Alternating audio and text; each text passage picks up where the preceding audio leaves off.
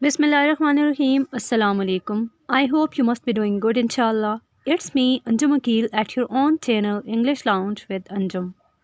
Before starting the video, I'll mention one thing कि अगर आपको literature related videos चाहिए like the road not taken, Chaucer's realism या this blade of grass या फिर comparison of languages and many more videos तो आप उसके लिए description box check कर सकते हैं। मैंने अपनी videos के links जो हैं वो description box में आपको दे दिए हैं।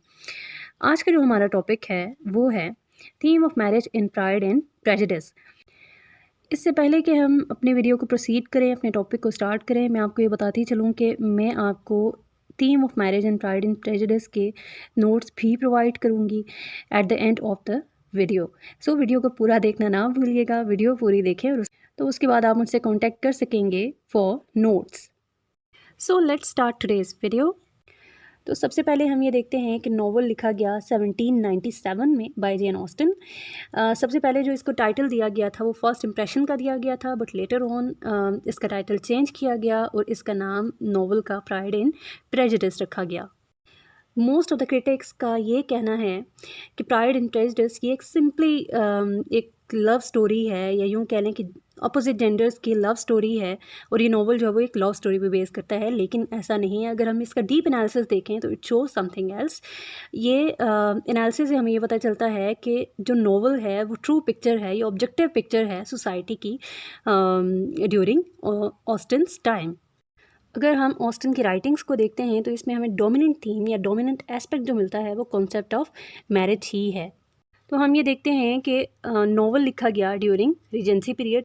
इस टाइम पीरियड में marriage was the greatest issue, यानी पेरेंट्स जो है वो जो लोअर क्लास से थे उनकी ये ख्वाहिश थी कि उनकी बेटियों की शादी हो अपर क्लास में, ताकि वो इकोनॉमिक तौर पर स्टेबल रहें या प्रॉस्पेरिटी की वजह से।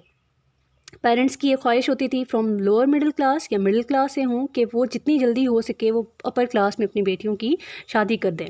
जो ओपनिंग लाइन है हमारे पास इस नॉवल की वो पूरे के पूरे थीम को डिपेक्ट करती है, पूरे के पूरे थीम को, कोर थीम को आप यूँ कह लें कि वो होल्ड करती है। तो हमारे पास ओपनिंग लाइन है, it is a truth universally acknowledged that a single man in possession of good Fortune must be in want of wife.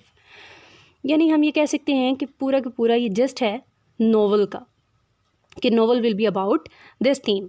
पूरा का पूरा थीम हमारे पास ये सेंटेंस, एक सेंटेंस होल्ड कर रहा है, तो दैट इज़ मोर इम्पॉर्टेंट। अगर हम अपेरेंट मीनिंग देखते हैं इस लाइन का तो वो कुछ इस तरह से है कि wealthy man needs a wife, लेकिन रियलिटी में ये स्टेटमेंट कुछ जो है वो आयरॉनिकली कॉमिक हमें नज़र आती है। रियलिटी में इसका मतलब या डीप एनालिसिस अगर हम करें या फिर यूँ कह लें कि इसका हिडन मीनिंग देखें तो वो ये होगा कि सिंगल वेल्दी मैन हमेशा जो वो टारगेटेड रहता है फ्रॉम वुमेन ऑफ सोसाइटी। हम ये देखते हैं कि नॉवल में डिफरेंट टाइप्स ऑफ मैरिजेस जो है वो डिस्कस की गई हैं। तो इसमें सबसे पहले हम एग्जांपल ले लेते हैं मिस्टर एंड मिसेस बेनेट के रिलेशनशिप की, इनकी शादी की, कि इनकी मैरिज जो है वो किस तरह से गई और किस तरह से इसको डिपेक्ट किया गया।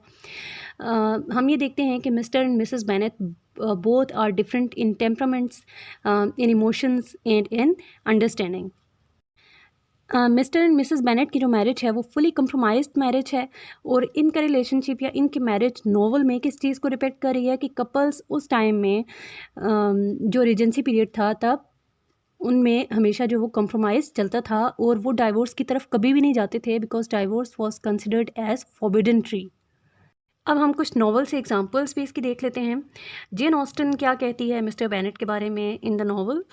जेन ऑस्टन का ये कहना है कि Mister Bennet was so odd mixture of quick parts, sarcastic humour, reserve and caprice, जबकि Mrs Bennet she was totally different from him.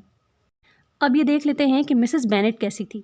She was a woman of mean understanding, little information and uncertain temper.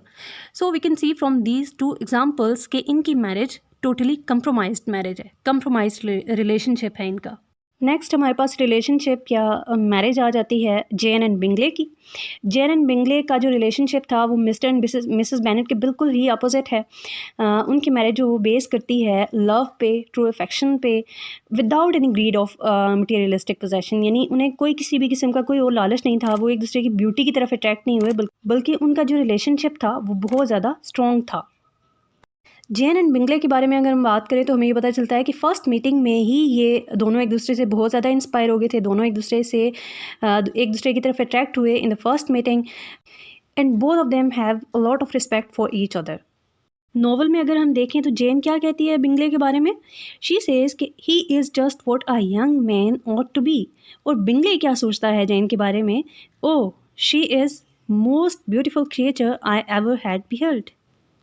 सो इन examples को देखते हुए हम ये कह सकते हैं कि they were in love with each other and as well as very satisfied and happy. Next हमारे पास मैरिज आ जाती है डार्सी एंड एलिज़ाबेथ, जो कि हमारे प्रोटैगनिस्ट भी हैं इस नॉवल के। तो इनके अगर हम रिलेशनशिप की बात करें तो ये फर्स्ट मीटिंग में ही एक दूसरे से इम्प्रेस या इंस्पायर नहीं हुए थे, rather they had to pass through the lack of interest in dislikeness. इनकी जो जर्नी थी रिलेशनशिप की वो स्टार्ट हुई थी फ्रॉम प्राइड एंड प्रेजुडिस, और फिर इनकी जर्नी का एंड हुआ नॉवल में विद लव। लेकिन जो जो नॉवल प्रोसीड होता गया विद द टाइम बीइंग हमने ये देखा कि डार्सी एंड एलिज़ाबेथ दोनों एक दूसरे की तरफ अट्रैक्ट हुए, फिर उनके व्यूज़ एक दूसरे के लिए चेंज हुए और फिर उन्होंने एक दूसरे की तरफ जो प्राइड और प्रेजुडिस था उसको ख़त्म किया। यानी डार्सी एंड एलिज़ाबेथ के रिलेशनशिप में हमने ट्रांसफॉर्मेशन देखी। हमने ये देखा कि इनके कैरेक्टर्स में एक दूसरे की तरफ यानी काफ़ी सारा चेंज आया। अब जब एलिज़ाबेथ ने अपना प्रेजुडिस सरेंडर कर दिया था टुवर्ड्स डार्सी, तो फिर वो क्या सोचती थी डार्सी के बारे में, शी थिंक्स के men who in disposition in talents would most suit her. और डार्सी क्या कहता है एलिज़ाबेथ के बारे में कि जब उसने अपना प्राइड सरेंडर कर दिया था टुवर्ड्स एलिज़ाबेथ, डार्सी कहता है कि I never saw such a woman, I never saw such capacity in taste, in elegance as you describe united. Next हमारे पास जो नॉवल में रिलेशनशिप आता है वो आता है शार्लेट एंड कॉलिन्स का। अब जो शार्लेट एंड कॉलिन है इनका रिलेशनशिप किसी लव या अफेक्शन पे बेस नहीं करता, कोई अट्रैक्शन इनकी एक दूसरे की तरफ नहीं थी, लेकिन क्या था कि ये दोनों एक दूसरे की तरफ अट्रैक्ट हुए, या इन दोनों अट्रैक्ट तो नहीं कहेंगे हम, ये कह सकते हैं कि इन दोनों ने एक दूसरे से शादी की फॉर मटेरियलिस्टिक गेन। अब कॉलिन जो था ये बहुत ज़्यादा वेल ऑफ था, तो कॉलिन को शार्लेट ने टारगेट किया। जो शार्लेट एंड कॉलिन्स का जो रिलेशनशिप है, इनकी जो मैरिज है, ये हमारे पास बेस्ट डिपिक्शन है, या यूँ कह लें कि बेस्ट रिप्रेजेंटेशन है उस टाइम की सोसाइटी की, क्योंकि इसी तरह से जो वुमन थी वो मैन को टारगेट करती थी फॉर मटेरियलिस्टिक गेन। तो शार्लेट अपने रिलेशनशिप के बारे में क्या कहती है, I am not romantic you know, I ask only as comfortable हूँ। इस तरह की जो रिलेशनशिप थे या इस तरह की जो मैरिजेस थी वो रीजेंसी पीरियड में बहुत ज़्यादा नॉर्मल रूटीन का मतलब ये हिस्सा थी, और बहुत नॉर्मल इनको समझा जाता था कि एक मटीरियलिस्टिक गेन के लिए वुमेन जो है वो मेन को टारगेट कर रही है। नेक्स्ट हमारे पास रिलेशनशिप है लेडी एंड विकम का। अब लेडी एंड विकम को अगर हम देखें तो इन दोनों का रिलेशनशिप ना लव पे बेस करता था ना मटीरियलिस्टिक गेन पे बेस करता था, बल्कि इनका रिलेशनशिप सेक्शुअल अट्रैक्शन की वजह से था। इनके रिलेशनशिप में हमने ये देखा through out the novel trust और हार्मनी जो है वो बिल्कुल भी नहीं थी इनके रिलेशनशिप में। Moreover their relationship is not the association of souls but of bodies. Jane Austen ने इनके रिलेशनशिप को कुछ इस तरह से अपने नॉवल में डिफ़ाइन किया है, they were always moving from place to place in quest of cheap situation and always spending more time than they ought. His affection for her lasted little long. So in conclusion हम ये कह सकते हैं कि जेन Austen ने realistically उस time की society को यानी रीजेंसी पीरियड को अपने नॉवल में डिपिक्ट किया है।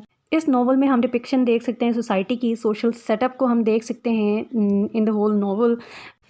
इस नॉवल का पर्पज़ ये था कि कैसे जो है वो उस टाइम में रीजेंसी पीरियड में क्लास डिस्क्रिमिनेशन किस तरह से थी, और उस क्लास डिस्क्रिमिनेशन या क्लास डिवीजन की वजह से लोगों की मेंटालिटी किस तरह की थी, यानी लोअर मिडिल क्लास या मिडिल क्लास या अपर क्लास में जो फ़र्क था उसको दिखाया गया है नॉवल में। अब एट द एंड मैं आपको ये बता दूं कि आप मुझसे इस पूरे क्वेश्चन के नोट्स ले सकते हैं। मैं अपना ईमेल एड्रेस प्रोवाइड कर दूंगी इन डिस्क्रिप्शन बॉक्स, आप मुझे मेल सेंड करें एंड देन मैं आपको PDF में या वर्ड डॉक्यूमेंट में आपको मैं नोट्स प्रोवाइड कर दूंगी। Thank you so much. अपना बहुत सारा ख्याल रखिएगा। अगर आपको वीडियो पसंद आई है तो चैनल को सब्सक्राइब भी कर लें, वीडियो को लाइक करें और अपने फ्रेंड्स के साथ शेयर करना ना भूलिएगा। अल्लाह हाफ़िज़।